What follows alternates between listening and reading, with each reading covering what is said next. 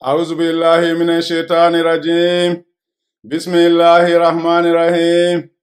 والصلاة والسلام على أشرف الأنبياء والمرسلين سيدنا ونبينا وحبيبنا ومولانا محمد صلى الله تعالى عليه وسلم وعلى آله وصحبه ومن اهتدى بهداه إلى يوم الدين. فإن خير الحديث كتاب الله وخير الهدي هدي محمد صلى الله تعالى عليه وسلم وشر الأمور محدثاتها وكل محدثة بدعة وكل بدعة ضلالة وكل ضلالة في النار. Amma ba'd. My dear brothers and sisters in Islam, Assalamu alaikum wa rahmatullahi ta'ala wa barakatuh. Welcome to the house of dua. My dear brothers and sisters in Islam, I'd like to start this presentation by wishing you Eid Mubarak. Allahu Akbar Kabir. I'm sure you are still in the spirit of the Eid. I ask Allah subhanahu wa ta'ala to accept our deeds in Ramadan and to accept our deeds during the Eid. I hope you and your family members and your loved ones had a beautiful Eid. May Allah subhanahu wa ta'ala forgive our sins. My dear brothers and sisters in Islam, if we were to take a scale to measure our level of Iman right now, I'm sure it will be way up there. Allahu Akbar Kabir. The reason being that the month of Ramadan granted us the opportunity or provided us the opportunity to get closer to Allah, to discharge our duties towards Him, to obey His commandments and stay away from His prohibitions. There's no doubt about that. For me, for example, I tried my best to be as regular as I could with my salawat, with my qira'ah of the Quran, with attending the Taraweeh Salat, with doing sadaqat, with doing tafakkur and doing other acts of ibadah that Allah subhanahu wa ta'ala prescribed for us. I hope you did too. As a result of that, I have no doubt in my mind that I have tried my best during the month of Ramadan. But the question is, we have tried our best. Is our best good enough for Allah subhanahu wa ta'ala? We don't know. We can't say. It's up to Him. But we ask Allah subhanahu wa ta'ala to accept what we have done. We ask Him to forgive our sins. My dear brothers and sisters in Islam, in today's presentation, I'm trying to look at matters arising from our fast during the month of Ramadan and our way forward from here, looking back to the next Ramadan. Between now and next Ramadan, what happens? How do we sustain the gains that we made during the month of Ramadan? What were the overlaps or the mistakes or the excesses we committed during the month of Ramadan, for which we need to audit ourselves while preparing for the next fast in the month of Ramadan? But one thing should be borne in mind by all of us. We are not too sure whether we will get to the next Ramadan. That's the more reason why we have to, for the moment, thank Allah subhanahu wa ta'ala for the opportunity He provided us in the last month of Ramadan. And to ask Him to preserve our lives till the next Ramadan, inshallah. My dear brothers and sisters in Islam, looking back, there is no doubt that there are certain things we shouldn't have done that we did. I'm not going to sit down here and recounting them. You know what you did wrong and what you did right. For those things that you did wrong, it's important for us to ask Allah subhanahu wa ta'ala to forgive our sins. It's important for us to ask Him to admit us in Jannah. This is the moment for that. And not only that, we should be able to make a promise not to repeat such mistakes in future. My dear brothers and sisters in Islam, in the last fast, I'm sure that there are certain things that we ought to do that we didn't do, maybe due to circumstances beyond our control. Those things, therefore, immediately become the matters arising from the last fast.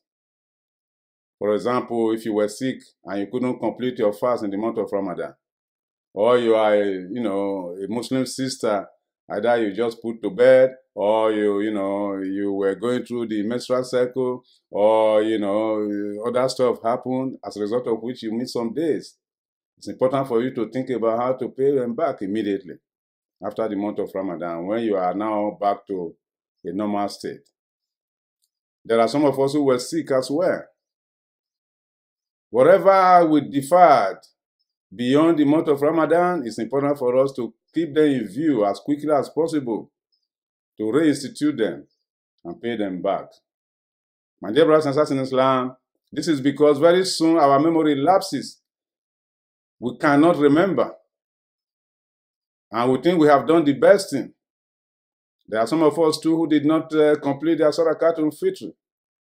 There are some of us also who did not perform their Eid well. Any area where you think there was a little bit of shortcoming on your part, don't be shy to ask Allah subhanahu wa ta'ala to forgive you. And in the areas where you did well, for example, attending to your salawat, attending to your sadaqat, attending to your tilawah, attending to your tarawih, attending to every other good deed that you did during the month of Ramadan. Now is the time for you to say, Ya Allah, I thank you for the opportunity given to me to do that, and I ask you to sustain me and strengthen my feet on the ground in order to be able to preserve this and bring them to you on the day of accountability. According to Allah subhanahu wa ta'ala, one thing is to do a good deed. The other is to be able to bring it before Allah on the day of Qiyam. That's why it says, Man ja'a bil hasana. It didn't say man amala bil hasana. It didn't say whoever does good. But whoever is able to bring that good to me on the day of accountability. There are certain things we do right now that are good, but between now and the next Ramadan, we allow them to be washed away by the shaitan or by our own misdeeds. In that case, you lose them right away. You are not going to be able to bring them before Allah on the day of accountability. So Allah subhanahu wa ta'ala says, Man ja'a bil hasana falahu khairun wa amthaliha. Whoever is able to bring before Allah good that he did or she did in life, Allah subhanahu wa ta'ala says he will double it, he will multiply it 10 times for that person. We ask Allah subhanahu wa ta'ala to multiply our deeds for us. So these are some of the things we need to think about while we have just concluded the fast in the month of Ramadan. And looking to the future, my dear brothers and sisters in Islam, between now and next Ramadan is a very long period by our own reckoning, but to Allah is very short. Between now and then, some of us are likely to lay back. We are likely to fall back to our sinfulness. Astaghfirullah. You know why? During the month of Ramadan, the shaitan was locked up in jail. Now he's released. He's coming back to fight us, to wage war with his cavalry, with his, military against us. It's up to you to resist and fight back. Let me first of all ask you a question. During the month of Ramadan, do you really feel the absence of the shaitan? I can't deceive you. I felt its absence. I was relieved. That was manifested in the way I attended to my salawat, my zakat, my tilawah, my tafakkur, my deeds. It was so easy for me. Now that we are back to our normal state, believe me and you, it's going to be different. Because the shaitan has been released. So it's up to us now to stand our feet on the ground and preserve our good deeds that we accomplished during the month of Ramadan. Do not allow the shaitan to wash them away from you. Because that will be the first assignment of the shaitan. It is in connection with this, my dear brothers and sisters in Islam, that I am coming to you today with a very beautiful verse from Surah An-Nur, chapter 24 of the Holy Quran. In that verse, Allah subhanahu wa ta'ala graciously declared, Bada'uzu billahi minash shaitanir rajim. Bismillahir rahmanir rahim.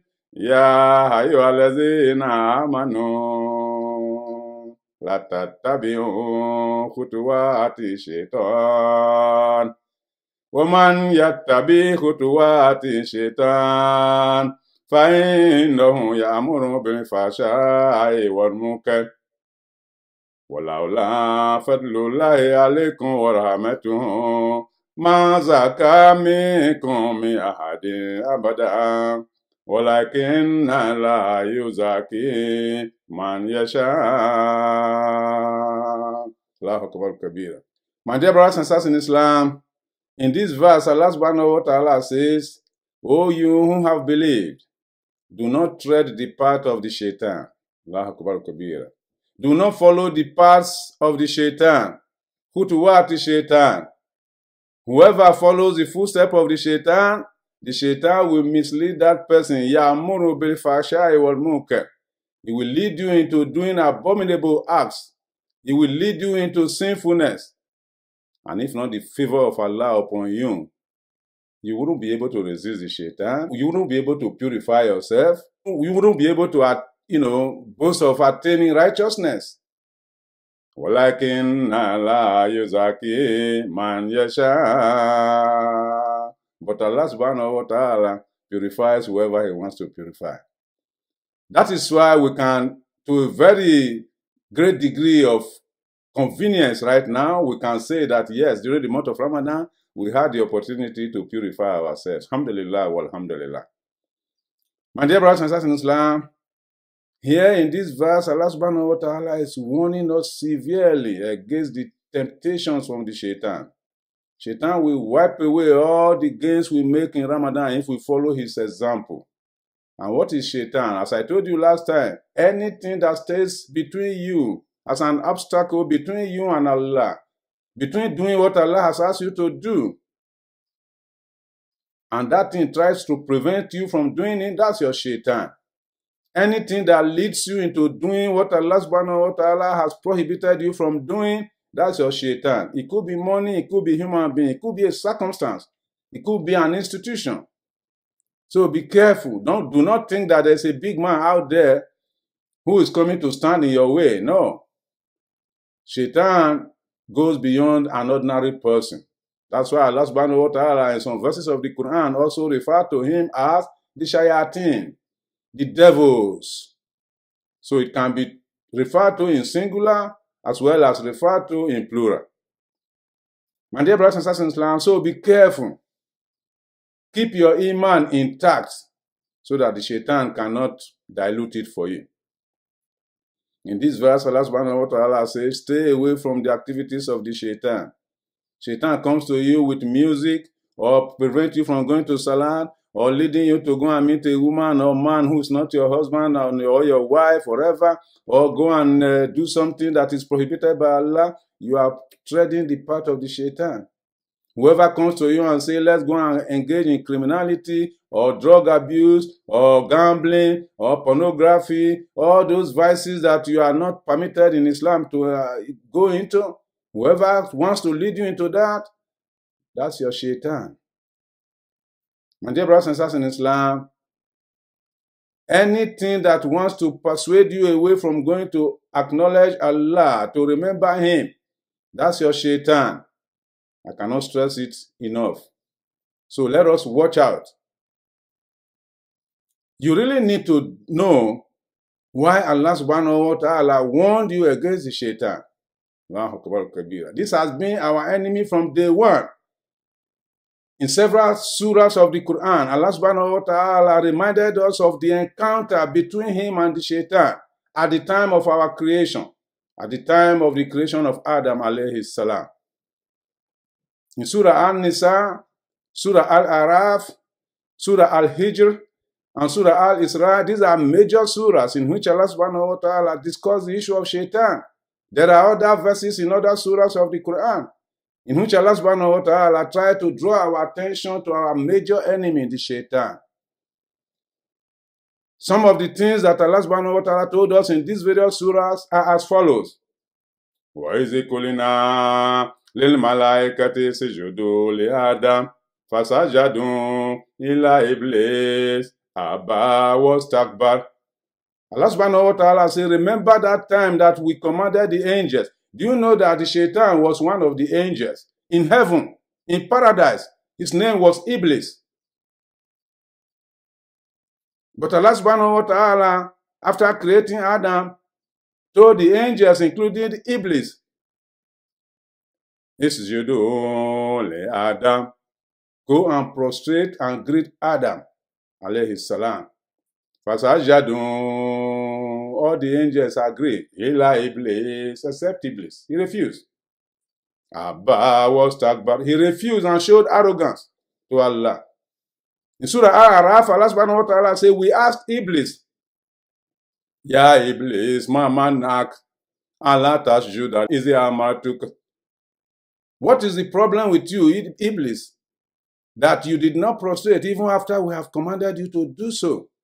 Listen to the response of Iblis. Lanatullahi alayh. Rabbi, fanzuruni ila yawmi yub'athun. Fabima agawetani lauqa'udanna lahum siratakal mustaqim. He told Allah, give me respite until the day of accountability. I know you have disgraced me, but I'm not going to go away alone. I'm going to ambush your slaves on your path, and I will deviate them from your straight path. This was the boasting of the shaitan to Allah subhanahu wa ta'ala. In another verse, he told Allah subhanahu wa ta'ala, Wala adulannahum, wala umaniyannahum, wala murannahum, fala yubatikunna azana li'ani'a, wala yugayirunna khalikala. He told Allah subhanahu wa ta'ala, give me a chance. I'm going to mislead them. I will deceive them. I will keep on deceiving them. I will make the evil deeds seem good to them so that they will continue doing evil stuff. And I will put pressure on them to do evil stuff until you will find them committing sinfulness by slitting the ears of cows and destroying some stuff in the earth. And not only that, and you will find that I will make sure they go about altering the creation, making changes that are not in consonance with your command.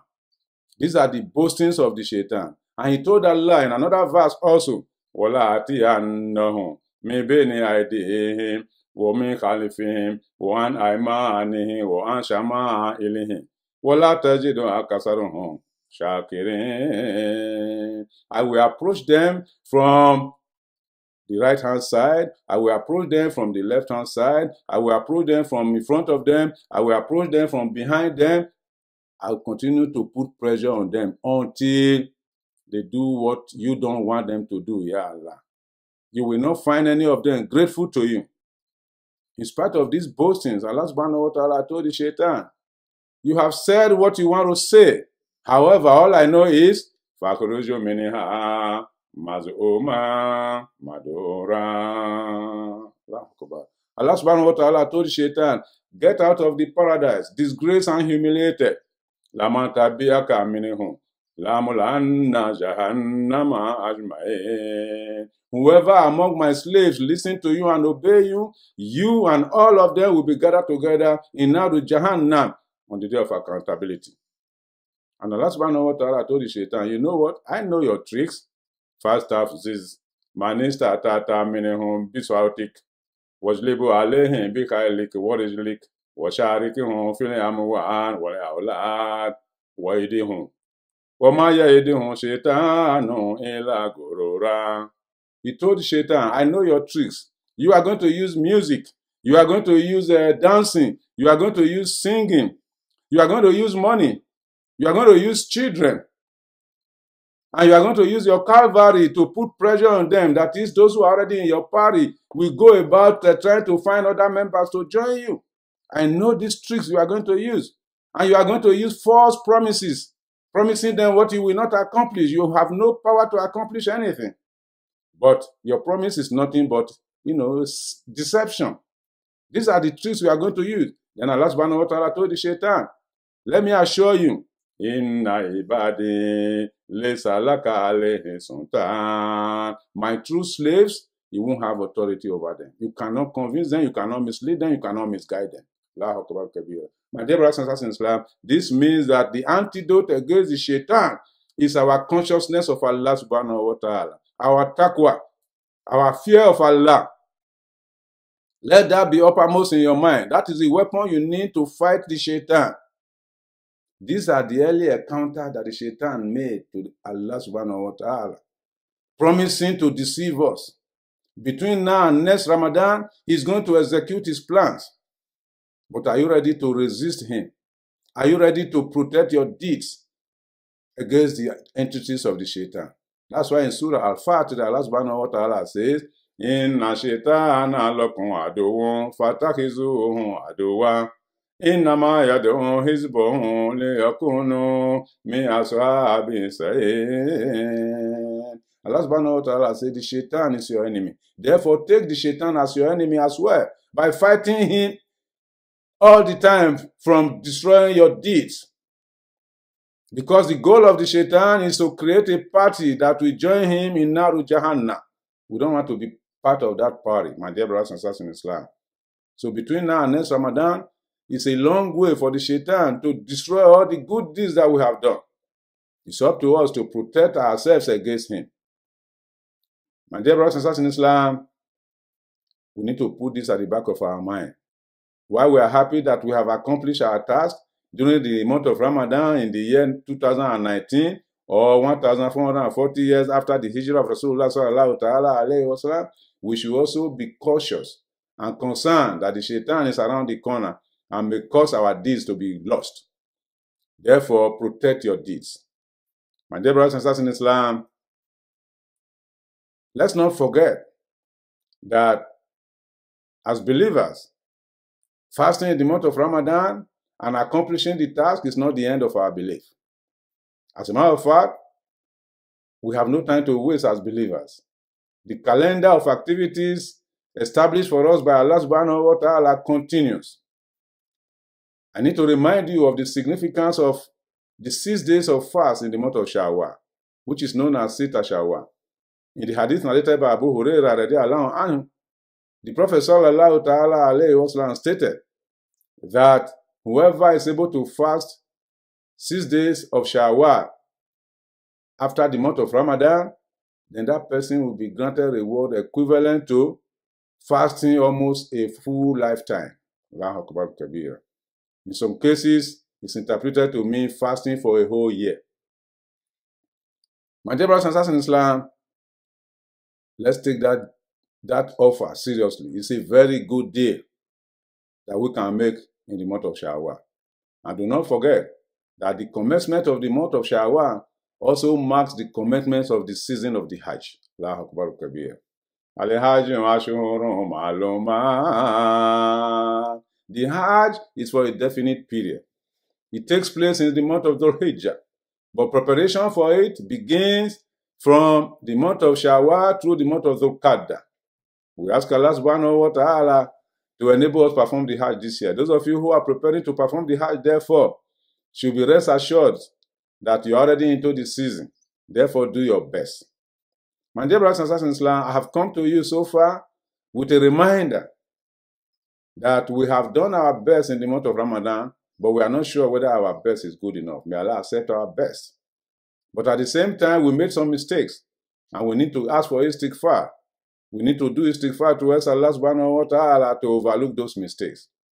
And now we need to look forward to the next Ramadan by making sure we protect the good things that we did in the last Ramadan, and by making sure that we fight back against the entities of the shaitan. Do not allow the shaitan to wipe away your gains in the month of Ramadan. My dear brothers and sisters in Islam, again, I say Eid Mubarak to you and your family. And I ask Allah subhanahu wa ta'ala to accept our deeds and forgive our sins. I ask Allah subhanahu wa ta'ala to preserve our lives till the next Ramadan and beyond, inshallah. ربنا آتنا في الدنيا حسنة وفي الآخرة حسنة وقنا عذاب النار لا حول ولا قوة إلا بالله العلي العظيم سبحان ربك رب العزة عما يصفون والسلام على المرسلين والحمد لله رب العالمين سبحان الله وبحمده سبحانك اللهم وبحمدك نشهد أن لا إله إلا أنت نستغفرك ونتوب إليك الحمد لله.